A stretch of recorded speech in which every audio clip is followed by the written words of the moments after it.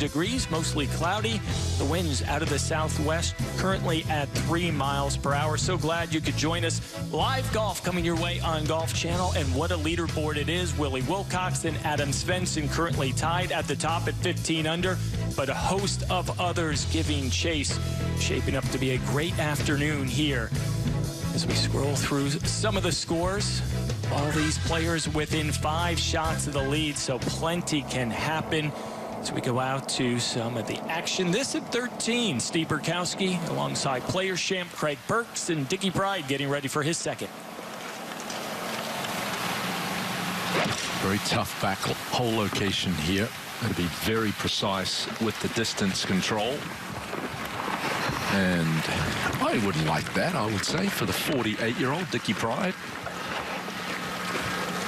You can see that flagstick not moving very much, if at all. Again, Steve Burkowski, Craig Burks with you, joined by our team. Phil Blackmar helping us call the action, and down out on the course for us, Trip Eisenhower and Gary Christian. Keep it right here at 13. Mark Blakefield getting ready to go, and Trip's down there. 147 yards. Thank you, Steve. That's a 9-iron on the way. Trying to get it to work left. Get up. Good shot. Well, it really is a difficult hole location. Tough to see on your screen here at home, but it falls off quickly behind this hole. Only about 10, 12 feet behind the hole, it drops off. And there is a ridge in front as well where Blakefield's ball ended up down there. And this is Brett Druitt now with his second.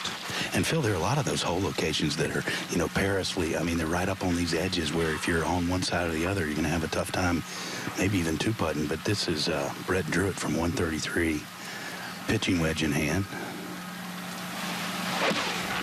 No, you're right. You make the turn, you start into this back nine. The first 4 holes in the back nine all playing over par, and that one nearly goes in the hole. A wonderful shot there by Brett Druitt. Great opportunity for birdie on one of the more difficult holes on the golf course.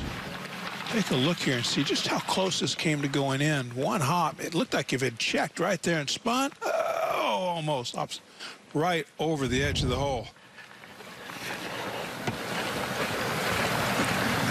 Go ahead, 1 to the 14th, the par 5. This is a birdie putt for Billy Kennerly. It's been the toughest par 5 on the golf course, just played barely under par. Billy has always gone through this routine to try and get everything very square at address. Another one of these hole locations sort of perched up on top of a tabletop, falling off on both sides. What do you think of a routine like that that appears to be very mechanical? Whatever works in putting, whatever gets you to feel comfortable. It may look mechanical, but it's getting into a comfortable position to make the stroke. Couple under par today for Billy, 9 under for the total. It's just inside the top 25 currently. Justin Lauer on the tee at the 17. Look over there in that right corner of that green. It looks like it's sitting out in the middle of the ocean. That's where they put the hole today. It's diabolical. This sits right atop a precipice. There's not been a single birdie yet today here at the 17th. Playing 213 yards. The breeze is slightly down from the right. It takes a brave shot to come anywhere near it. Look out, there's hazard down there, and that finds the hazard. Maybe playable, we'll have to wait and see. You see it bounced off that rock. So 17 will be certainly taking its share of victims here this afternoon, but it's wonderful conditions as we get underway here in the 4th round of the Bahamas Great Abaco Classic at the Abaco Club. 2 atop the leaderboard at the moment. Today's coverage is brought to you by the Islands of the Bahamas, the Abaco Club,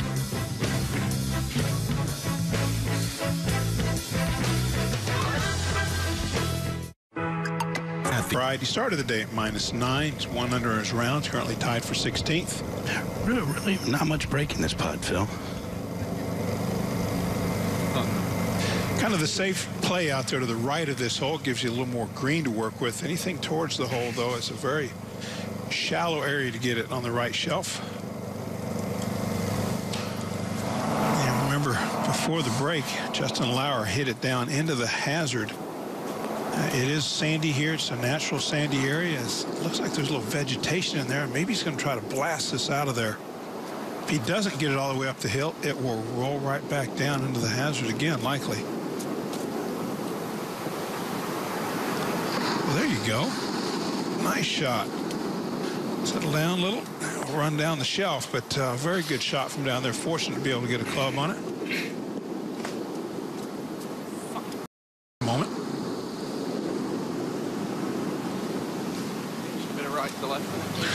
Back at 13 after a nice approach. This is Druitt for birdie. Yeah, really good look here, Phil.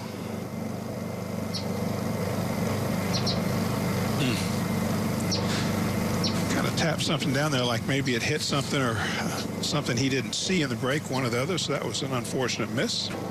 Second straight week in the Bahamas for the Web.com Tour for the second consecutive year. Last week we were down at Sandals Emerald Bay, and then we went a little north, a couple hundred miles or so, Craig? 235 miles from the Great Exuma up north to Abaco. I like what Darren Clark said about this facility. It's laid-back luxury here at the Abaco Club on Winding Bay. This is Kramer Hickok, his second shot at 13. Phil, what little wind is there is at the player's face, so coming out of the right. 176 yards to the hole. This one is started right, trying to turn left. He ended up right on line, but there is a shelf or a little ridge there that's going to stop it. A good shot for Kramer. Rumor has it he caught a couple bonefish last night. I'm a little jealous about that. I've been trying to catch one all week, haven't caught one yet. He fished the spot out, Phil. That's what it is. Well, he fished it out. You got to blame him. I'm just jealous. Wyndham Clark now, currently at minus 13, right in the mix, just 3 shots back. He's one of these guys, Phil, that we see. So they're saying minimum 40. That's right, because that's the cover on line with the hole. It's 146 to the hole. I would imagine he's between a 9 and a wedge for as strong and as long as he hits the ball. Smart play might be take a little off a 9 for him. Looks like that's what he's got. This one trying to draw. Look, on a good line. He's caught fire lately. Birdies on 4 of his last 6 and nearly knocks that one in the hole. And a great opportunity for another birdie. That would be 3 in a row, would get him to minus 14, just 2 out of the lead. Starting to catch fire, and with his length, watch out. These athletic guys these young guys are so athletic. Got some ups there, Phil. He does have some ups right there, a little vertical. Gotta like that. Chad Ramey now. 140 yards is a pitch and wedge. Way up in the air and out to the right, not turning. Middle of the green. Yeah, Chad's had a tough day today. 3 over on his round. That's what he was looking for, certainly. Up 1 to the par 5 14th. Jimmy Stanger getting ready for his 3rd shot. Gary's down there. Well, thank you, Steve. Yes, Jimmy missed it in the right spot, short of the green. Lots of green to work with. Very much a feature of the golf course this week, missing it in the correct spot. Just about 30 yards left. Got a few options here.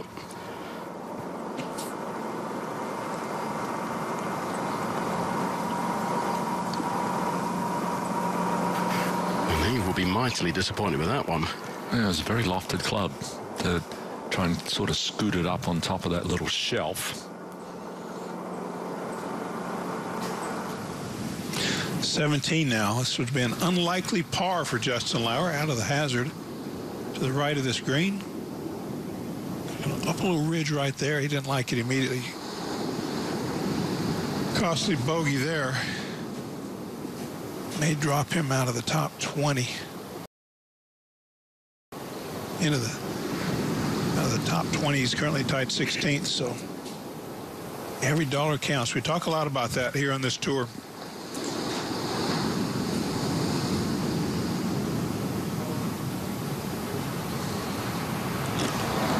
Now back to 14. Vince Cavello, his 3rd shot. Shot 64 in the 2nd round a year ago. Yeah, he was a little unlucky with his second shot. There's a ridge that bisects this green, cuts it in two, and he just tiptoed down the edge and then ran off down this left edge of the green. So he's got to come up and over about a 2-foot rise, and the flag's only about 10 feet on top. Gary's going with putter. He's got to putt it. That's a lot of fringe to go through and try and keep it rolling through there smoothly. Yeah, that first few feet are going to be crucial. Make sure it doesn't bounce. Whoa. Wow.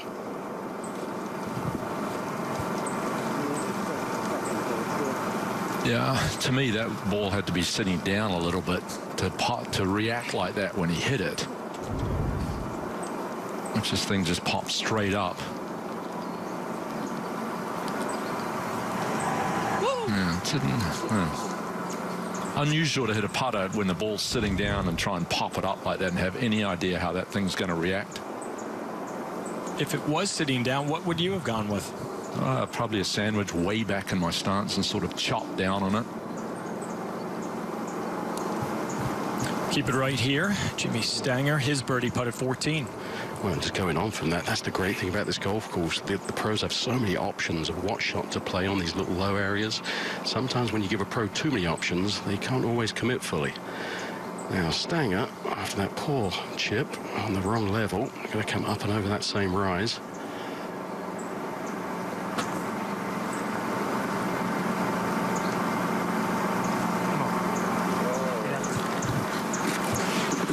Wrapped up his college career last spring, the first ever first-team All-America selection at the University of Virginia. Saw Denny McCarthy, another Cavalier standout, graduate off this tour a year ago, now on the PGA Tour. Back at the 13th now. Ramey's already two-putted for par, and this is Kramer Hickok for birdie. Yeah, in this distance, he works a lot on his speed control, and this bunker to his back feels going to have a lot of effect on this putt, moving it to the right.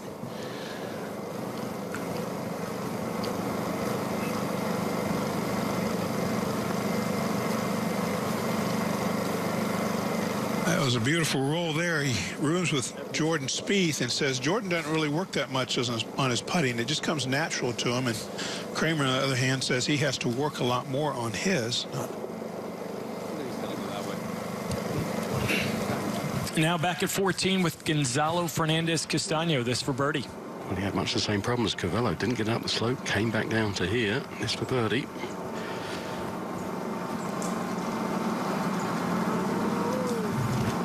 .73 in the third round for Gonzo. Sort of eliminated his chances. But playing well today, 3 under, currently tied for 12. He has very limited status on this tour, so top 25 will get him into next week's event. And now at 13, Wyndham Clark to pull within 2. Boy, when you get on a roll like this, Phil, these just look, that hole starts looking really big, especially from this distance. Beautiful putt at it, no break at all. Well, he struggled with the putter yesterday, but it looks as though he has found something with his firepower. 5 birdies now in his last 7 holes. Maybe Wyndham Clark will post a number.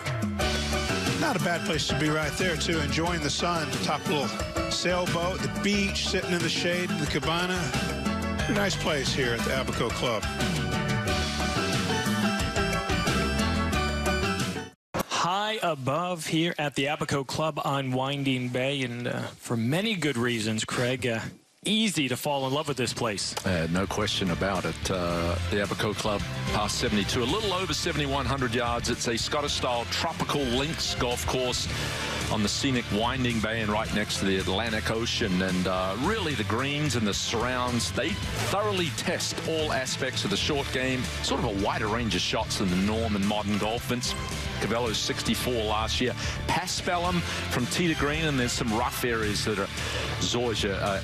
Again, I'm going to say this. Darren Clark thinks that this is a proper test and laid-back luxury. It's a perfect combination. Work on your golf game. Whit Watson in the studio. Thank you to the Bahamas and the Abaco Club on Winding Bay for the Bahamas Great Abaco Classic. We will keep showing you pictures of the final round, but right now we head to Southern California. Tiger Woods with his news conference as he returns to action this week at the Farmers Insurance Open, where he is a 7-time champion. We will listen in. All right, well, we will go ahead and get started. I'd like to welcome Tiger Woods, 7-time winner of the Farmers Insurance Open. Tiger, thanks for joining us for a few minutes. I guess the obvious question is how you're feeling as you make your way back to a couple of layouts that obviously near and dear to your heart. Yeah, I feel great coming back here to Southern California. This is a golf course and a tournament that I have had some pretty good results in, and really looking forward to it. And, I've played 9 holes yesterday on the south, and then 18 today on the north. Haven't seen it like this in a while, where it's been this firm, this fast. The greens are definitely very springy, and it's going to be a challenge this week. It's going to be a little bit harder to make birdies than it hasn't been in the past. And overall, I think it'll be a great challenge. Okay, well, without further, we'll open up, take questions. We have microphones on either side of the room, so if you would just pop your hand up, we'll try to get to you. So right here with Bob, or I'm sorry, Mike, then Bob. Tiger, you were in a similar situation last year, played well in the Bahamas, came here, but 3 rounds you were done for the year. Mm-hmm. Physically, you say you were much better than you were last year. Can you give us an idea of how you know it's that much better than it was last year? Yeah, I have no more pain in my back. My back is fused. So that wasn't the case last year. We're trying to manage the disc and the vertebrae. But it's all finished now. Now it's fused, and quality of life is infinitely better than it was last year at this point. Bob, Rex, Jeff, and we'll move our way up. Tiger, obviously a lot of success here, but given your lack of tournament golf in the last couple of years and how this place seems to have gotten tougher in the last few years with the rough and the greens and everything, is this an ideal place to return, or is this a hard place for you to return, to full official PGA Tour golf? Well, I think that it's, I could look at it at different scenarios. If I would have come back and played last week, the conditions are easier, but you have to shoot 6 under par a day. And here, that's difficult conditions, and we're going to be making a lot of pars. Either scenario would have been difficult. I haven't played, and I got to start somewhere and try and get my game and my feels, back. I just really haven't played tournament golf basically since Wyndham of 2015. It's been a long time, and so I just want some starts. I want to start feeling what it feels like to be out here and hit shots, grind out scores. And that's something that, I've been looking forward to. It's been a full year that I've played on the tour, so I'm really looking forward to it. Rex, Jeff, then we'll do right over here and here. Tiger, you talked about having so many memories on this golf course. What immediately comes to mind when you remember the 2008 U.S. Open? How much it hurt. Yeah, no ACL and a broken leg. It didn't feel very good. I do remember starting off every day either with a double bogey or bogey in my first hole, so I think I was 7 over par, and just my first hole I played in that day. But I remember I made everything that week. I really putted well. I hit it okay, but if it wasn't for my putting, I wouldn't have won that Open. Jeff, and then right here and over here.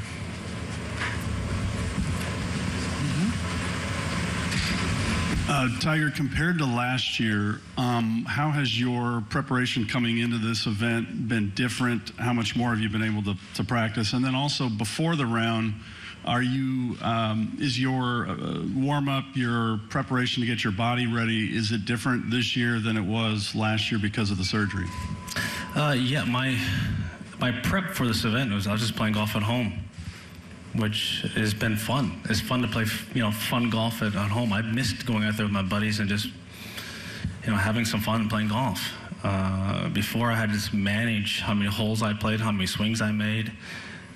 It was all about managing my body. Now it's just, hey, you want to go play 18? Sure. Want to go play 36? Sure. That to me is fun. I mean, I miss those days. It's been a long time. And then as far as, what was the second part of your question? I'm sorry. Pre-round, it's the same warm-up like I had been doing in the past. I go in the gym, I work out in the morning and come out here and go through the same warm-up routine that I've used for the better part of 30 years. Yeah, good here too. Yeah, I'll get you. Tiger, obviously over the years that we've all covered you, your expectations going into every tournament is to win. You've articulated that for years to us. Do you, given the amount of time you've had off and the difficulty of this track obviously starting, do you have to temper your own expectations? And what is success for you this week? How would you define that? Well, I think that, yeah, my expectations have tempered a little bit because I haven't played. And, you know, when I came back off my ACL injury in 08 and started playing 09, it was 9 months. But I had been playing a full schedule prior to that. And here I haven't played a full schedule since 2015. It's been a long time. And to be honest with you, I just want to start playing on the tour and get into a rhythm of playing a schedule again. I haven't done that in such a long time, so I don't know what to expect. You know, I just go out there and just play, and I'm going to grind it, give it everything I possibly have, try and put my ball in the right position, make some putts, and, you know, try and work my way up the board. But as far as understanding what it takes to win out here, I don't know what the number's going to be. I'm usually pretty good at calling the number before the tournament starts, but I haven't seen a lot of these young guys play. And I met John yesterday for the first time, and it's been, you know, there's a lot of names that I haven't seen, I haven't played with, haven't seen their games, and you know, we'll see. Just if I could just quickly get the back part of that was, is there a tangible? Is there a tangible goal in terms of what makes this week a success, whether it's getting 72 holes in, you know, whether it's being top 20, top 10, that kind of thing? Is there any kind of thing that you... Well, I think to be honest with you, I'm just trying to build towards April. And that's what I told you guys last year in the Bahamas, is that I'm looking forward to playing a full schedule and getting ready for the Masters. And I haven't done that in a very long time. And so that's usually been my schedule and my outlook from 96 on. It's been that way to try and get ready for Augusta, and there's no reason to change that. Okay, right here, and then if you'd hand the microphone back, George, and then right over here. Over here, Tiger. Given the previous disappointments, did this surgery and this comeback feel like make or break? And just further to that, Rory was saying that he's entering a second phase of his career, which he finds even more exciting than the first. Do you have similar sentiments? Well, I think that, yeah, make or break out, I just wanted to not feel as bad as I had felt for such a long time. And we started with I just want to have a lifestyle in which I can actually participate in with my kids' life and be around them and do things. Golf was not the top of that list. But now that I'm able to start doing that, it feels good. You know, it feels good to go out there and practice. It feels good not to have a burning sensation going down my leg into my foot, or, you know, collapse when I'm walking, things of that nature. It's been so bad for so long. But turning it around and having my back fused, it's been, I haven't felt this good in years, so I'm excited about it. Okay, real quick, Doug, and then right back here, sorry. Two things. Do you have a schedule in mind, what you want to do pre-Augusta? Yeah. You know where I'm going with this. Well, that's why I know where you're going with it, too. I'm not going to follow at all with that. Secondly, I was just curious, when's the last time golf seemed easy to you? Seemed easy? Probably 2013. Yeah, I played well that year. Okay. Doug, if you'd pass it back. Tiger, you were looking so relaxed out there with your playing partners. Did you feel relaxed? And secondly, since you brought it up, how are your kids doing? The kids are doing fantastic. Thank you. Wednesdays are usually just hit and giggle and, you know, have a good time. And our responsibility as professional golfers is to make sure our playing partners and our pro-am partners have a great time. I think we did. There was a lot of needling going on, which was fun. And we had a good time out there. And the golf course is so brutal for the amateurs. And the rough is up there, 4 or 5 inches. And it's a bit of a struggle, for them to get the ball out. But overall, I think they had a good time. They hadn't seen greens this hard and this fast ever.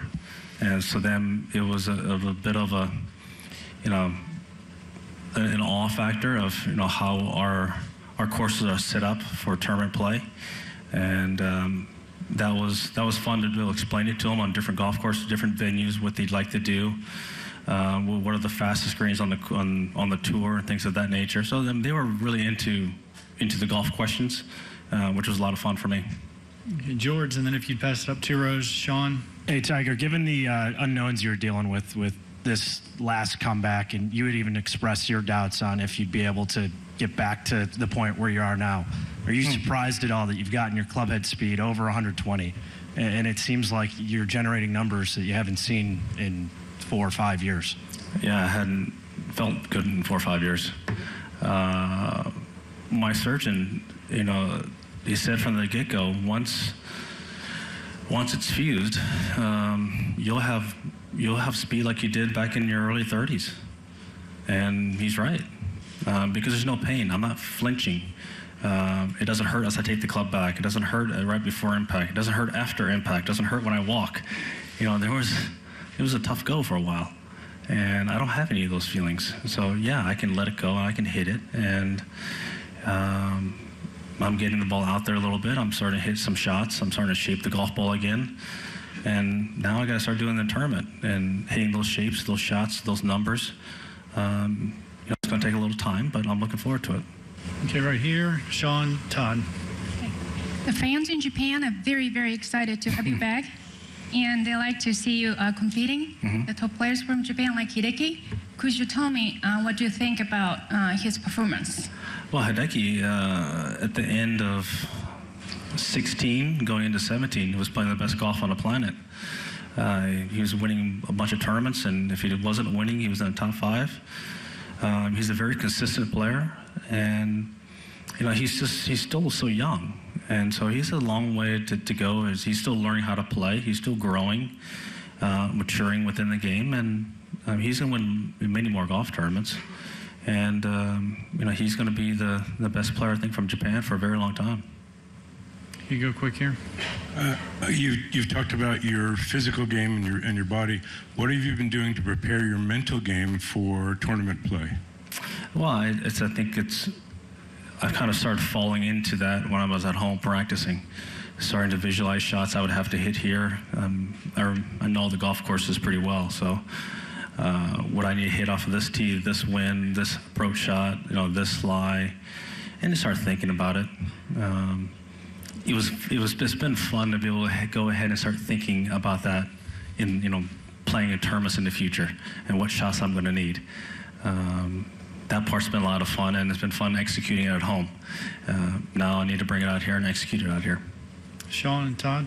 I was wondering if you could elaborate on the reasons for wanting to go on your own for the swing and work on it on your own, and what are the benefits of doing it yourself versus working Yeah, I've said it many times already. It's just that no one's had a spinal fusion, at that level, and have been able to hit the ball that hard as I do. And so I'd like to meet somebody who can swing it over 120 miles an hour with a fuse back. You know anybody? That's what I mean, and no one understands that. So I have to rely on my own feels and play around what my body can and cannot do. It's not going to look like it used to. I mean, I don't have the mobility that I do, that I used to. And that's just the reality. And now it's just a matter of what can I do? And that's just practicing and getting my feels and trusting it, experimenting a lot to try and figure out what can this body do and how explosive can it be, and how am I going to control shots with different shapes? Am I going to have different feels? And some of that stuff is yes, some of the stuff is different, and I'm still learning it. Okay, Todd, if you pass it up to Bernie. Tiger, how much more of a test are these 2 golf courses than when you first won out here? and the North course, that's not where you made your hay most of the time. It was on the South. But But what do you think of the North and how it plays now relative to what it did? Well, before both redos, I mean, it was 20 plus under par and iron into most of the par fives.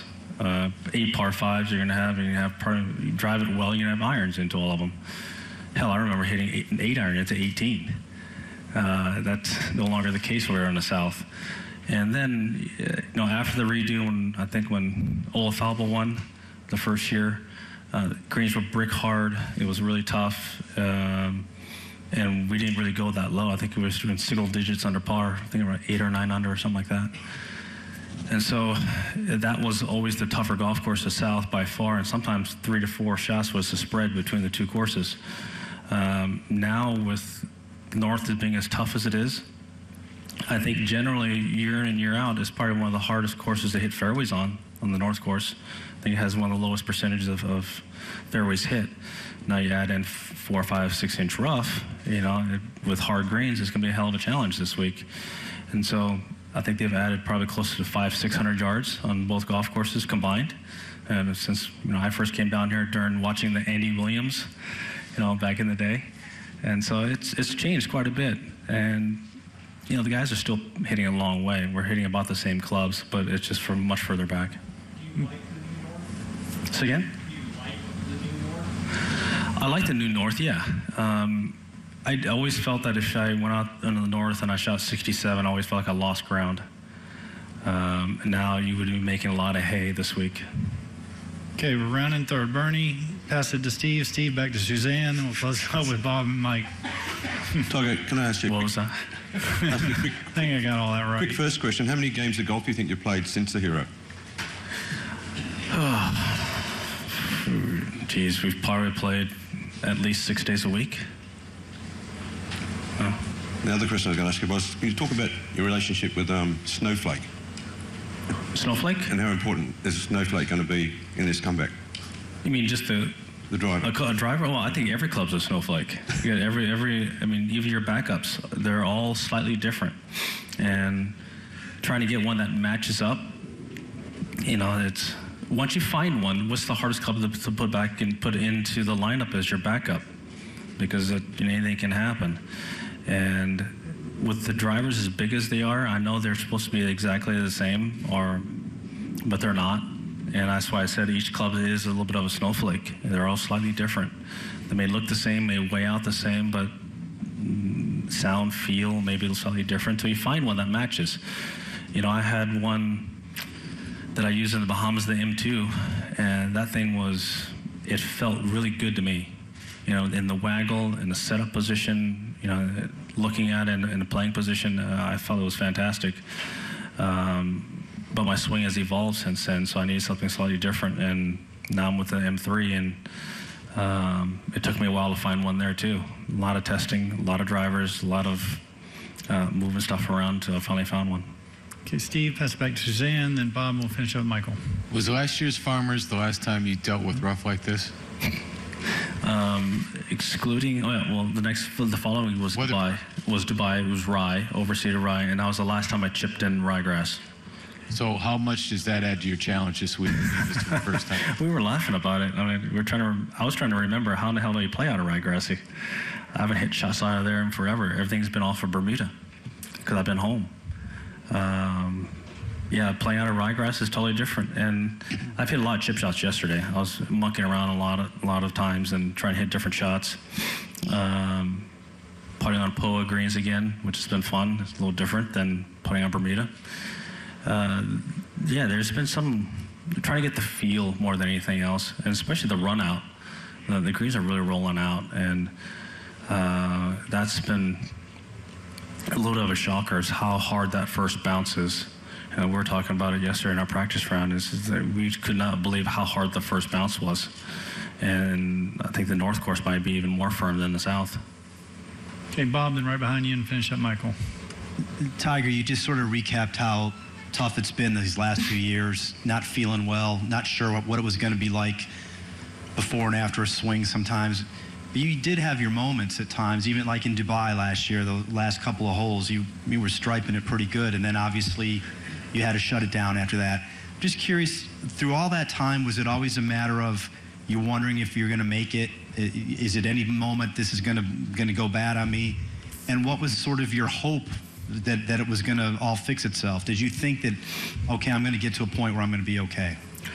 You know, I've tried all different types of treatment on it, and I went through every single procedure that is non-surgical prior to getting it infused. I exhausted every single procedure they could possibly do, and it just didn't get better. And so the surgery infusion was the only step I had left. And I was very lucky because it's down at L5S1, and it only has maybe 6 degrees of rotation, so it's really not much at all. And so I got lucky in that regard. And it's been tough. I didn't know when the back was going to go out. I mean, I don't know if you guys were watching this past week with Freddie, how bad it was. I mean, he was fine, and all of a sudden he makes a couple bad swings, and there it goes. And that's very similar to how I was. I'd be okay, and then hit one shot, I'm like, oh no, there it went. And it just wouldn't come back. That was frustrating, it was hard, and I'm glad that's behind me. Was the fusion ever presented as a viable option, say 3 years ago? It was not. It was not. My disc and my disc hasn't deteriorated to where that was the option. I still had some room there. Okay, last one's right here, and then finish up, Michael. How difficult has it been to overcome golf troubles and overcome health troubles when you're also battling legal troubles as well? I mean, you're trying to find peace of mind, peace of body and spirit. It seems like it can't be easy over the course of the year to get there.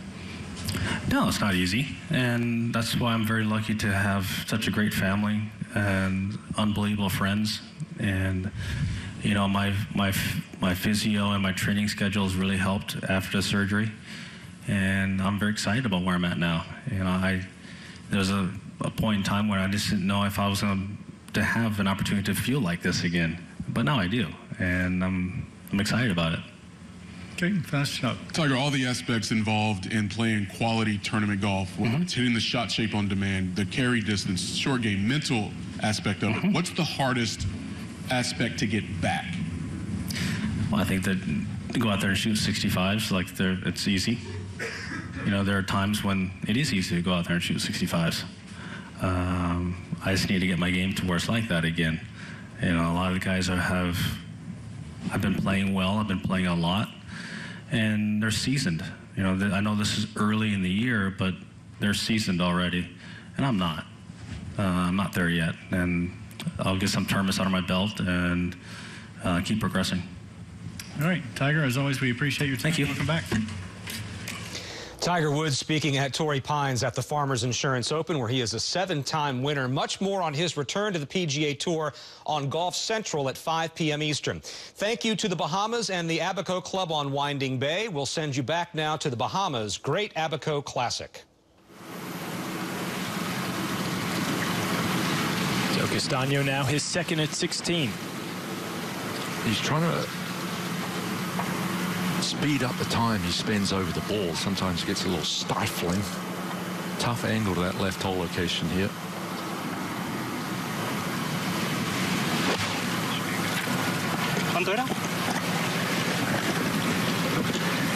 Oh, beautiful shot. I think when you accelerate that routine, less time for negative thoughts to creep in, and that was an absolute beauty. So Gonzo will have that short one to get to 12 under par and inside the top 10 as we go back to 15.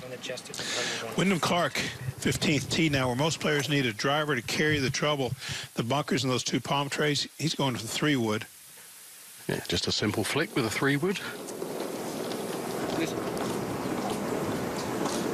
Well, I got a good break. Just scooted right through there, through the rough, into the fairway. I don't know how it missed those palm trees.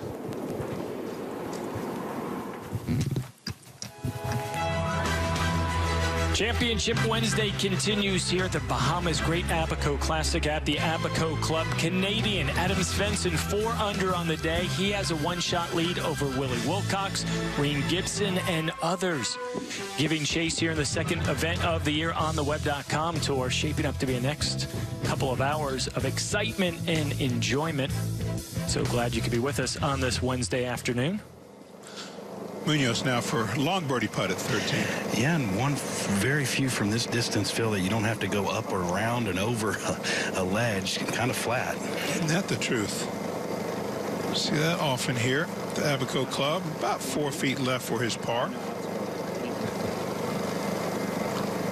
Just off the green. You see the ball of Mark Hubbard. It looks like he's going to be next to go after Munoz put the spot on his ball. Yeah, he kind of had a wedge out, kind of thinking about chipping it, but I don't think that's the right play here, Phil. He's coming up over a ridge, isn't he? So he's either got to fly it up top, bounce it into the ridge, or putt it. And it runs away, too, so that's why I think this is a better play, because the predictability of this is going to be a lot easier to predict. The golf course in wonderful condition this week, and you get 3 or 4 feet off the greens. It's almost like putting on the green.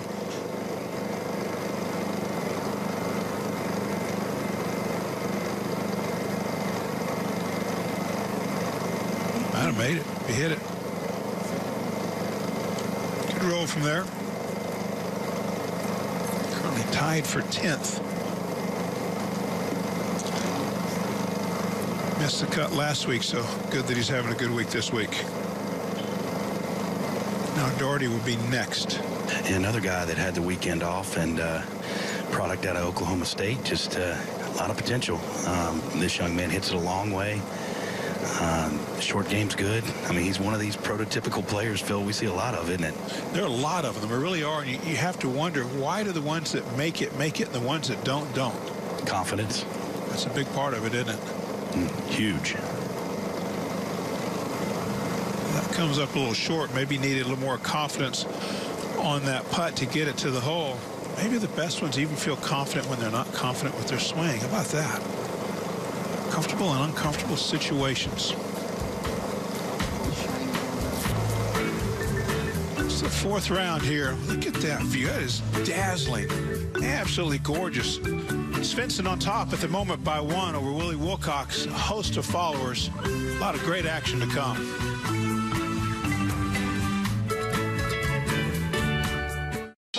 Year 2 weeks in the Bahamas to kick off the Web.com Tour season, and what a great addition it has been to the Web.com Tour schedule as this tour in its 29th year. Hang out at Flippers, kick back, relax, have something to eat and drink. No better way to spend January here in the Bahamas. And a big part of that is because of this young lady right here, Virginia Kelly, the Director of Sports Tourism and part of the Bahamas tourism here. What is it about these islands of the Bahamas that makes it such a great golf destination, Virginia? I think golfers have an opportunity to play golf in 3 distinct destinations within our one country. Of course, you know, we've got golf in the big city center, Nassau Paradise Island. We all know that. Then we go to Grand Bahama Island. We've got golf there. And then the Great Abaco Classic and the Great Exuma Classic, they come to our outer islands. This is where, as you said, life's just a big party here. And then you get to play golf when you're done. How awesome is that? 3 distinct destinations. Very good. What can we expect maybe moving forward, golf in the Bahamas? Moving forward, I know that we're putting a big push on golf. We see what it can do for us, and what a great opportunity for us to go ahead and we have some golf courses on Grand Bahama Island, for instance, that we're really working hard to bring them up to snuff. So now we will begin to have golf on 4 islands, inclusive of all of the others that we talked about before. And we're really pushing hard to make sure that those golf courses are up to date and up to snuff, certainly the way it is here in Abaco, the way it is in Exuma and on Nassau Paradise Island. What is the impact that these events can have on Bahama tourism? Major impact. It's invaluable. Here we are on the Golf Channel. How many hours of Golf Channel coverage do we have? Not to talk about the heads and beds, just the sheer impact of the numbers of persons that come with each of these golf tournaments. And what we're finding is that, we are finding out is that golf is almost a family affair. Because I understand that one golfer is playing here, his dad is caddying, his sister's going to be playing in Nassau. So what a great way for us to showcase our destination as not only golf, but a way to come back and have some fun, you and your family. And just the economic impact is just invaluable for us. Virginia, all we can say is thank you so much. We look forward to doing it for many years to come. We look forward to having you. Virginia Kelly, doing things first class here in the Bahamas, and there are so many people that make this so possible. Josh Franklin, the tournament director, Matt DeMace, the course superintendent, and Brian Shaver, the head golf professional. And how about Southworth Development announcing today they will give an honorary membership to the Abaco Club to the champions. So not only a big check, a trophy, and a chance to get their PGA Tour card, how about an honorary membership to this wonderful golf course here on the island of Great Abaco. What a great combination and relationship the Bahamas and the Web.com Tour certainly has. Now after the great shot at 16 by Castano, this a moment ago, his birdie putt. Yeah, straight up the hill, not much in it. There you go. Castano gets to 12 under, Craig. Yeah, that's inside the top 10, Steve. So currently tied for 8th. Now back at 14, birdie putt for Hopfinger.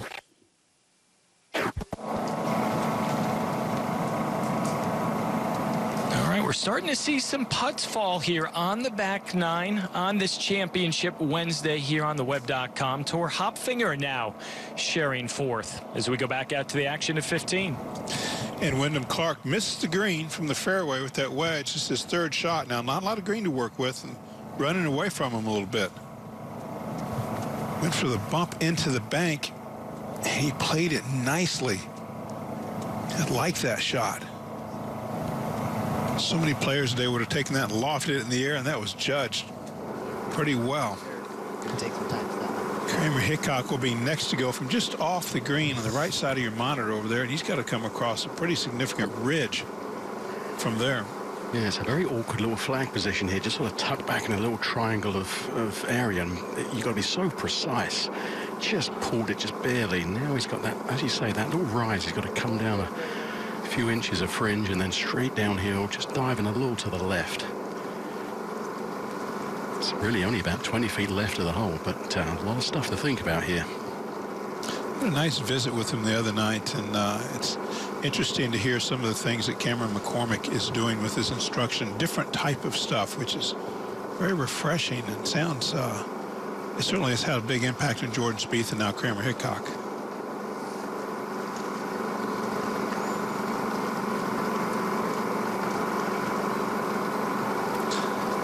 A good touch. It's not really a very easy birdie putt there for sure, so he'll settle for par.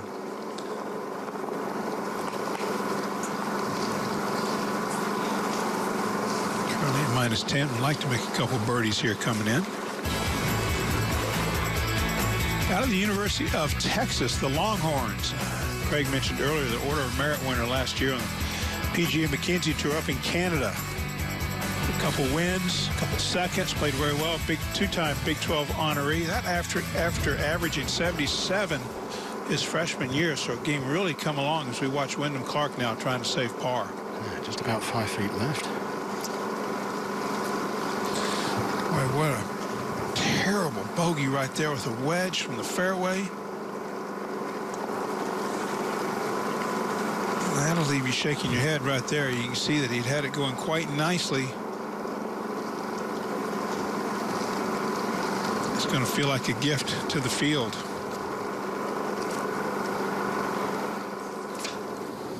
(17-tee) now, Castano.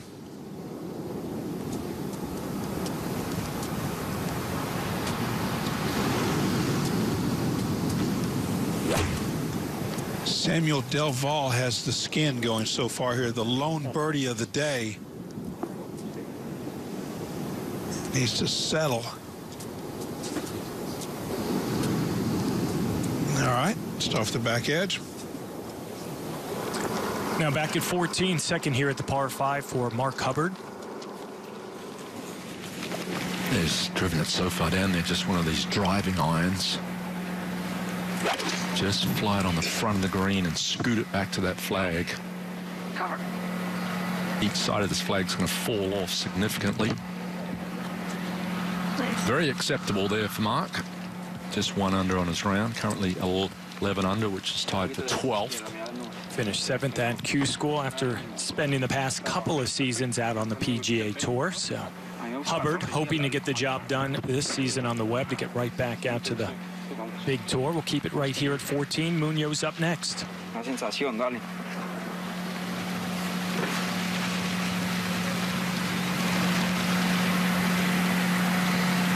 Don't have to elevate this iron, just drive it in low.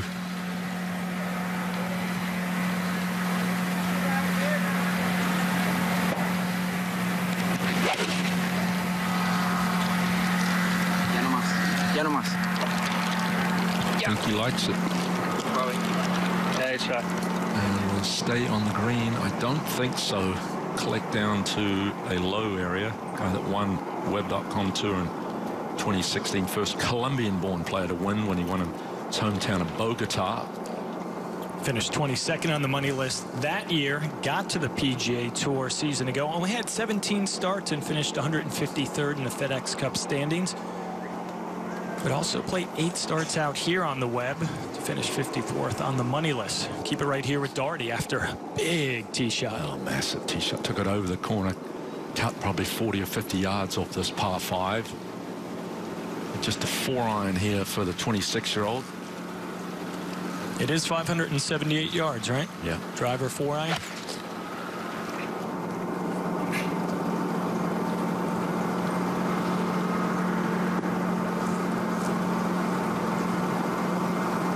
Hitting 4-iron or any iron into a par 5, you'd expect more. Well, it's such a tough hole location to get to, Steve, and really from the upslope there, he's got to go up a couple of steps to get to that hole location. That one ended up over the green, so 2 big ones there for Daugherty at 14. Another day in paradise for the Web.com Tour. It's Championship Wednesday. Adam Svensson leads by 2. We're back with more action from the Caribbean right after this. Every time you kiss me, it's like sunshine.